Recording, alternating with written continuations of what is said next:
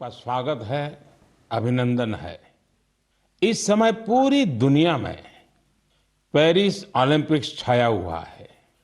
Olympics हमारे खिलाड़ियों को विश्व पटल पर तिरंगा लहराने का मौका देता है, देश के लिए कुछ कर गुजरने का मौका देता है। आप भी अपने खिलाड़ियों का उत्साह बढ़ाइए। Cheer for Bharat. साथियों, स्पोर्ट्स की दुनिया के इस ओलंपिक्स से अलग कुछ दिन पहले मैथ्स की दुनिया में भी एक ओलंपिक हुआ है, इंटरनेशनल मैथमेटिक्स ओलंपियाड। इस ओलंपियाड में भारत के स्टूडेंट्स ने बहुत शानदार प्रदर्शन किया है। इसमें हमारी टीम ने सर्वश्रेष्ठ प्रदर्शन करते हुए 4 गोल्ड मेडल्स और 1 सिल्वर मेडल जीता है।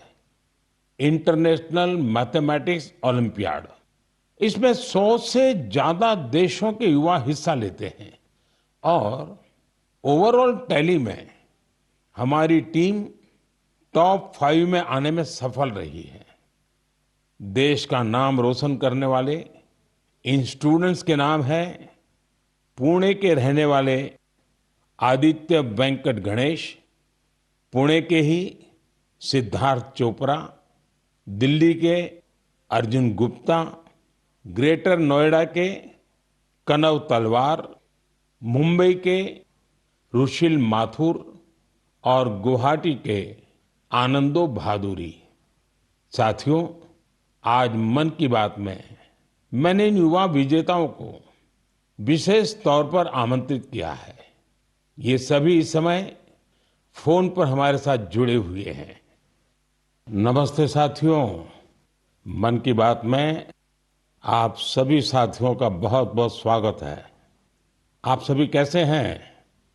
हम ठीक है सर। अच्छा साथियों, मन की बात के जरिए देशवासी आप सभी के एक्सपीरियंसेस जानने को बहुत उत्सुक है। मैं शुरुआत करता हूं आदित्य और सिद्धार्थ से।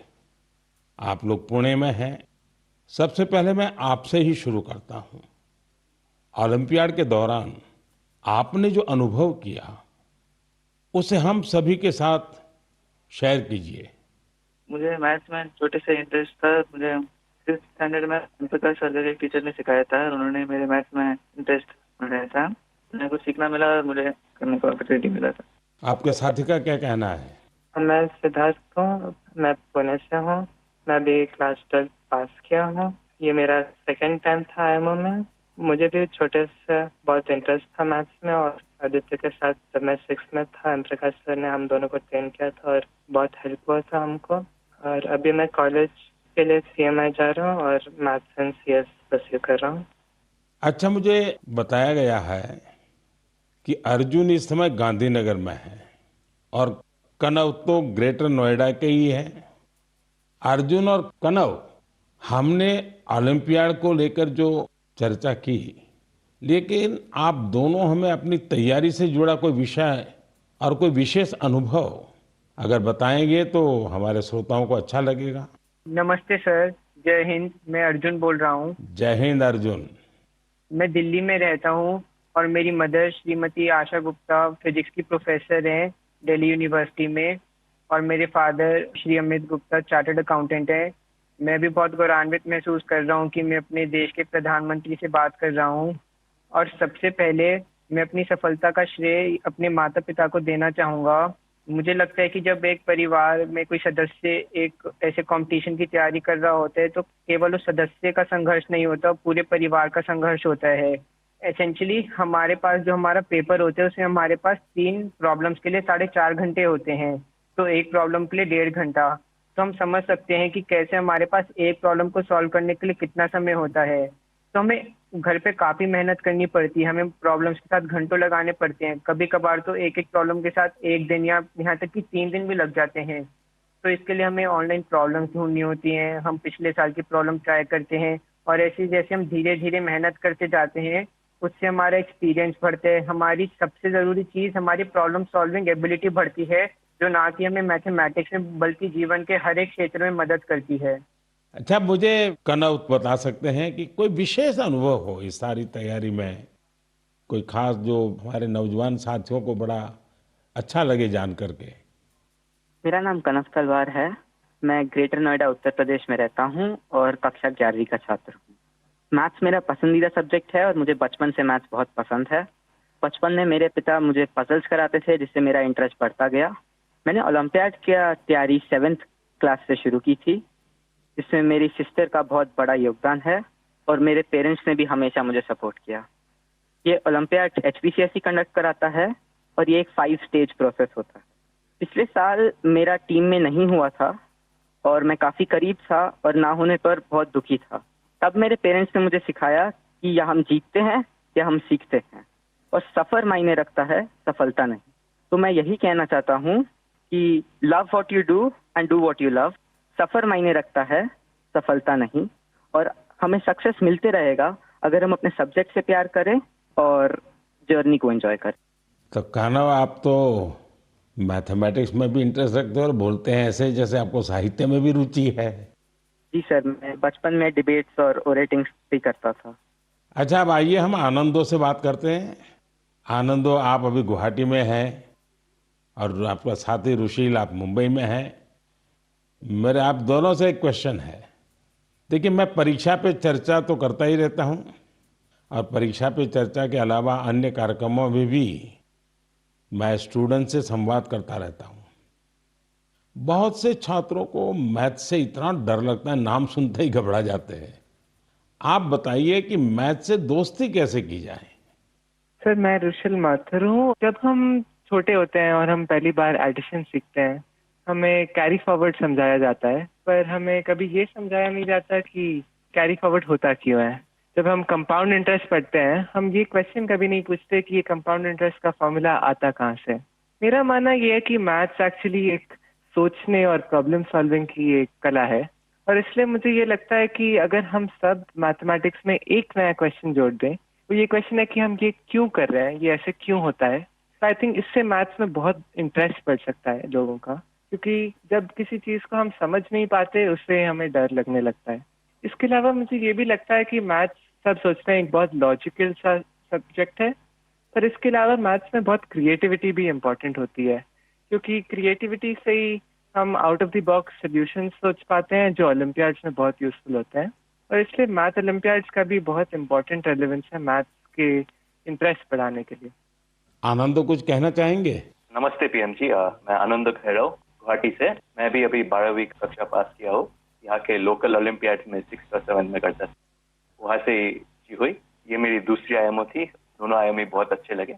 मैं रुशिल जो कहा उसमें मैं सहमत हूँ, और मैं ये भी कहना चाहूंगा कि जिन्हें मैथ से डर है उन्हें धैर्य की बहुत जरूरत है। कि हमें मैथ जैसे पढ़ाया जाता है, क्या होता है, एक फार्मूला दिया जाता है, वो रटा जाता है, फिर उस फार्मूला से ही 100 सवाल ऐसे करने पड़ते हैं, लेकिन फार्मूला समझे कि नहीं वो नहीं देखा जाता। सिर्फ सवाल करते ही जाओ, फार्मूला भी रटा जाएगा, और फिर एग्जाम में अगर फार्मूला भूल गया तो क्या करेगा। इसलिए मैं कहूंगा कि फार्मूला को समझो, जो रुशिल कहा था, फिर धैर्य से देखो। अगर फार्मूला ठीक से समझे तो 100 सवाल नहीं करने पड़ेंगे, 1-2 सवाल से ही हो जाएंगे, और मैथ्स को डरना भी नहीं है। आदित्य और सिद्धार्थ, आप जब शुरू में बात कर रहे थे तब ठीक से बात हो नहीं पाई। अब इन सारे साथियों को सुनने के बाद आपको भी जरूर लगता है कि आप भी कुछ कहना चाहते होंगे। क्या आप अपने अनुभव अच्छे ढंग से शेयर कर सकते हैं? बहुत सारे दूसरे देशों से इंटरैक्ट किया था, बहुत सारे कल्चर्स थे, और बहुत अच्छा था दूसरे स्टूडेंट्स से इंटरैक्ट करने के, और बहुत सारे फेमस मैथमेटिशियंस थे।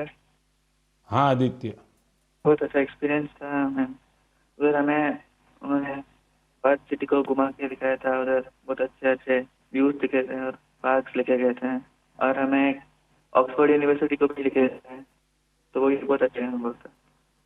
चलिए साथियों, मुझे बहुत अच्छा लगा आप लोगों से बात करके, और मैं आपको बहुत बहुत शुभकामनाएं देता हूं, क्योंकि मैं जानता हूं इस प्रकार के खेल के लिए काफी फोकस एक्टिविटी करनी पड़ती है, दिमाग खपा देना पड़ता है, और परिवार के लोग भी कभी कभी तंग आते हैं, ये क्या गुणा भाग करता रहता है। लेकिन मेरी तरफ से आपको बहुत बहुत शुभकामनाएं हैं। आपने देश का मान बढ़ाया है, नाम बढ़ाया है। धन्यवाद दोस्तों। Thank you sir. धन्यवाद। Thank you. Thank you sir. Jai Hind. धन्यवाद सर। जय हिंद, जय हिंद। आप सभी स्टूडेंट से बात करके आनंद आ गया। मन की बात से जुड़ने के लिए आप सभी का बहुत बहुत धन्यवाद। मुझे विश्वास है कि मैथ्स के इन युवा महारथियों को सुनने के बाद दूसरे युवाओं को मैथ्स को एंजॉय करने की प्रेरणा मिलेगी। मेरे प्यारे देशवासियों, मन की बात में अब मैं उस विषय को साझा करना चाहता हूं जिसे सुनकर हर भारतवासी का सिर गर्व से ऊंचा हो जाएगा। लेकिन इसके बारे में बताने से पहले मैं आपसे एक सवाल करना चाहूंगा। क्या आपने चराई देऊ मैदान का नाम सुना है? अगर नहीं सुना तो अब आप ये नाम बार बार सुनेंगे और बड़े उत्साह से दूसरों को बताएंगे। असम के चराई देऊ मैदान को यूनेस्को वर्ल्ड हेरिटेज साइट में शामिल किया जा रहा है। इस लिस्ट में यह भारत की 43वीं लेकिन नॉर्थ ईस्ट की पहली साइट होगी। साथियों, आपके मन में ये सवाल जरूर आ रहा होगा कि चराई देऊ मैदान आखिर है क्या और ये इतना खास क्यों है? चराई देऊ का मतलब है shining city on the hills, यानी पहाड़ी पर एक चमकता शहर।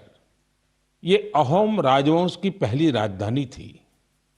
अहोम राजवंश के लोग अपने पूर्वजों के शव और इनकी कीमती चीजों को पारंपरिक रूप से मैदान में रखते थे। मैदान टीले नुमा एक ढांचा होता है जो ऊपर मिट्टी से ढका होता है और नीचे एक या उससे ज्यादा कमरे होते हैं। ये मैदान अहोम साम्राज्य के दिवंगत राजाओं और गणमान्य लोगों के प्रति श्रद्धा का प्रतीक है। अपने पूर्वजों के प्रति सम्मान प्रकट करने का ये तरीका बहुत यूनिक है। इस जगह पर सामुदायिक पूजा भी होती थी। साथियों, अहोम साम्राज्य के बारे में दूसरी जानकारियां आपको और हैरान करेगी। 13वीं शताब्दी के शुरू होकर यह साम्राज्य 19वीं शताब्दी की शुरुआत तक चला। इतने लंबे कालखंड तक एक साम्राज्य का बने रहना बहुत बड़ी बात है। शायद अहोम साम्राज्य के सिद्धांत और विश्वास इतने मजबूत थे कि उसने इस राजवंश को इतने समय तक कायम रखा। मुझे याद है कि इसी वर्ष 9 मार्च को मुझे अदम्य साहस और शौर्य के प्रतीक महान अहोम योद्धा लसित बोरफुकन की सबसे ऊंची प्रतिमा के अनावरण का सौभाग्य मिला था। इस कार्यक्रम के दौरान अहोम समुदाय आध्यात्मिक परंपरा का पालन करते हुए मुझे अलग ही अनुभव हुआ था। लसित मैदान में अहोम समुदाय के पूर्वजों को सम्मान देने का सौभाग्य मिलना मेरे लिए बहुत बड़ी बात है। अब चराई देऊ मैदान के वर्ल्ड हेरिटेज साइट बनने का मतलब होगा कि यहां पर और अधिक पर्यटक आएंगे। आप भी भविष्य के अपने ट्रैवल प्लान्स में इस साइट को जरूर शामिल करिएगा। साथियों, अपनी संस्कृति पर गौरव करते हुए ही कोई देश आगे बढ़ सकता है। भारत में भी इस तरह के बहुत सारे प्रयास हो रहे हैं। ऐसा ही एक प्रयास है प्रोजेक्ट परी। अब आप परी सुनकर कंफ्यूज मत होइएगा। ये परी स्वर्गीय कल्पना से नहीं जुड़ी, बल्कि धरती को स्वर्ग बना रही है। परी यानी public art of India. Project परी पब्लिक आर्ट को लोकप्रिय बनाने के लिए उभरते कलाकारों को एक मंच पर लाने का बड़ा माध्यम बन रहा है। आप देखते होंगे सड़कों के किनारे, दीवारों पर, अंडरपास में बहुत ही सुंदर पेंटिंग्स बनी हुई दिखती हैं। ये पेंटिंग्स और ये कलाकृतियां यही कलाकार बनाते हैं जो परी से जुड़े हैं। इससे जहां हमारे सार्वजनिक स्थानों की सुंदरता बढ़ती है, वहीं हमारे कल्चर को और ज्यादा पॉपुलर बनाने में भी मदद मिलती है। उदाहरण के लिए दिल्ली के भारत मंडपम को ही लीजिए। यहां देश भर के अद्भुत आर्टवर्क्स आपको देखने को मिल जाएंगे। दिल्ली में कुछ अंडरपास और फ्लाईओवर पर भी आप ऐसे खूबसूरत पब्लिक आर्ट देख सकते हैं। मैं कला और संस्कृति प्रेमियों से आग्रह करूंगा कि वे भी पब्लिक आर्ट पर और काम करें। ये हमें अपनी जड़ों पर गर्व करने की सुखद अनुभूति देगा। मेरे प्यारे देशवासियों, मन की बात में अब बात रंगों की, ऐसे रंगों की जिन्होंने हरियाणा के रोहतक जिले की 250 से ज्यादा महिलाओं के जीवन में समृद्धि के रंग भर दिए हैं। हथकरघा उद्योग से जुड़ी ये महिलाएं पहले छोटी छोटी दुकानें और छोटे मोटे काम कर गुजारा करती थी, लेकिन हर किसी में आगे बढ़ने की इच्छा तो होती ही होती है। इसलिए इन्होंने उन्नति सेल्फ हेल्प ग्रुप से जुड़ने का फैसला किया और इस ग्रुप से जुड़कर उन्होंने ब्लॉक प्रिंटिंग और रंगाई में ट्रेनिंग हासिल की। कपड़ों पर रंगों का जादू बिखेरने वाली ये महिलाएं आज लाखों रुपए कमा रही है। इनके बनाए बेड कवर, साड़ियां और दुपट्टों की बाजार में भारी मांग है। साथियों, रोहतक की इन महिलाओं की तरह देश के अलग अलग हिस्सों में कारीगर हैंडलूम को लोकप्रिय बनाने में जुटी हैं।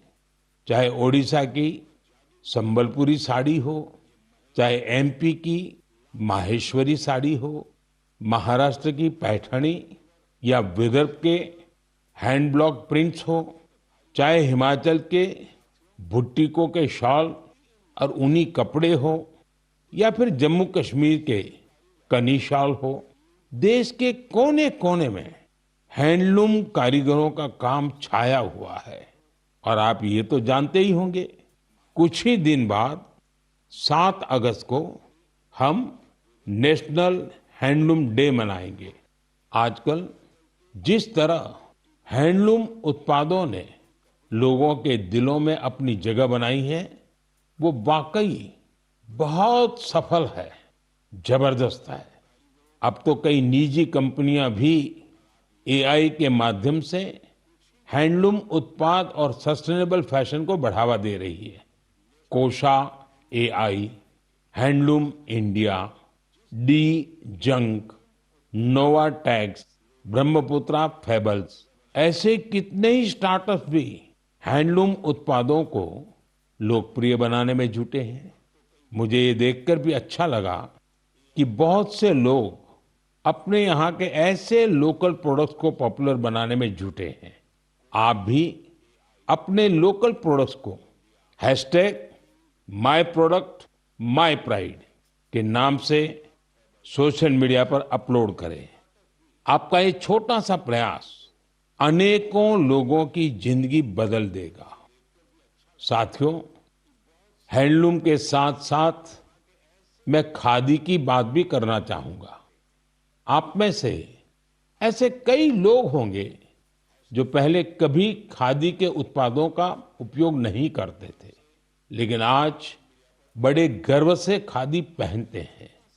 मुझे बताते हुए भी आनंद आ रहा है, खादी ग्रामोद्योग का कारोबार पहली बार 1.5 लाख करोड़ रुपए के पार पहुंच गया है। सोचिए, 1.5 लाख करोड़ रुपए। और जानते हैं खादी की बिक्री कितनी बढ़ी है? 400%। खादी की, हैंडलूम की ये बढ़ती हुई बिक्री बड़ी संख्या में रोजगार के नए अवसर भी बना रही है। इस इंडस्ट्री से सबसे ज्यादा महिलाएं जुड़ी हैं, तो सबसे ज्यादा फायदा भी उन्हीं को हो रहा है। मेरा तो आपसे फिर एक आग्रह है, आपके पास भांति भांति के वस्त्र होंगे और आपने अब तक खादी के वस्त्र नहीं खरीदे, तो इस साल से शुरू कर लें। अगस्त का महीना आ ही गया है। ये आजादी मिलने का महीना है, क्रांति का महीना है। इससे बढ़िया अवसर और क्या होगा खादी खरीदने के लिए। मेरे प्यारे देशवासियों, मन की बात में मैंने अक्सर आपसे ड्रग्स की चुनौती की चर्चा की है। हर परिवार की ये चिंता होती है कि कहीं उनका बच्चा ड्रग्स की चपेट में ना आ जाए। अब ऐसे लोगों की मदद के लिए सरकार ने एक विशेष केंद्र खोला है, जिसका नाम है मानस। ड्रग्स के खिलाफ लड़ाई में ये बहुत बड़ा कदम है। कुछ दिन पहले ही मानस की हेल्पलाइन और पोर्टल को लॉन्च किया गया है। सरकार ने एक टोल फ्री नंबर 1933 जारी किया है। इस पर कॉल करके कोई भी जरूरी सलाह ले सकता है या फिर रिहेबिलिटेशन से जुड़ी जानकारी ले सकता है। अगर किसी के पास ड्रग्स से जुड़ी कोई दूसरी जानकारी भी है, तो वो इसी नंबर पर कॉल करके नारकोटिक्स कंट्रोल ब्यूरो के साथ साझा भी कर सकते हैं। मानस के साथ साझा की गई हर जानकारी गोपनीय रखी जाती है। भारत को ड्रग्स फ्री बनाने में जुटे सभी लोगों से, सभी परिवारों से, सभी संस्थाओं से मेरा आग्रह है कि मानस हेल्पलाइन का भरपूर उपयोग करें। मेरे प्यारे देशवासियों, कल दुनिया भर में टाइगर डे मनाया जाएगा। भारत में तो टाइगर्स, बाघ हमारी संस्कृति का अभिन्न हिस्सा रहा है। हम सब बाघों से जुड़े किस्से कहानियां सुनते हुए ही बड़े हुए हैं। जंगल के आसपास के गांव में तो हर किसी को पता होता है कि बाघ के साथ तालमेल बिठाकर कैसे रहना है। हमारे देश में ऐसे कई गांव हैं जहां इंसान और बाघ के बीच कभी टकराव की स्थिति नहीं आती। लेकिन जहां ऐसी स्थिति आती है, वहां भी बाघों के संरक्षण के लिए अभूतपूर्व प्रयास हो रहे हैं। जन भागीदारी का ऐसा ही एक प्रयास है कुल्हाड़ी बंद पंचायत। राजस्थान के रणथंभौर से शुरू हुआ कुल्हाड़ी बंद पंचायत अभियान बहुत दिलचस्प है। स्थानीय समुदायों ने स्वयं इस बात की शपथ ली है कि जंगल में कुल्हाड़ी के साथ नहीं जाएंगे और पेड़ नहीं काटेंगे। इस एक फैसले से यहाँ के जंगल एक बार फिर से हरे भरे हो रहे हैं और बाघों के लिए बेहतर वातावरण तैयार हो रहा है। साथियों, महाराष्ट्र का ताडोबा अंधारी टाइगर रिजर्व बाघों के प्रमुख बसेरों में से एक है। यहाँ के स्थानीय समुदायों, विशेषकर गोंड और माना जनजाति के हमारे भाई बहनों ने इको टूरिज्म की ओर तेजी से कदम बढ़ाए हैं। उन्होंने जंगल पर अपनी निर्भरता को कम किया है ताकि यहाँ बाघों की गतिविधियां बढ़ सकें। आपको आंध्र प्रदेश में नल्ला मलाई की पहाड़ियों पर रहने वाले चेंचू जनजाति के प्रयास भी हैरान कर देंगे।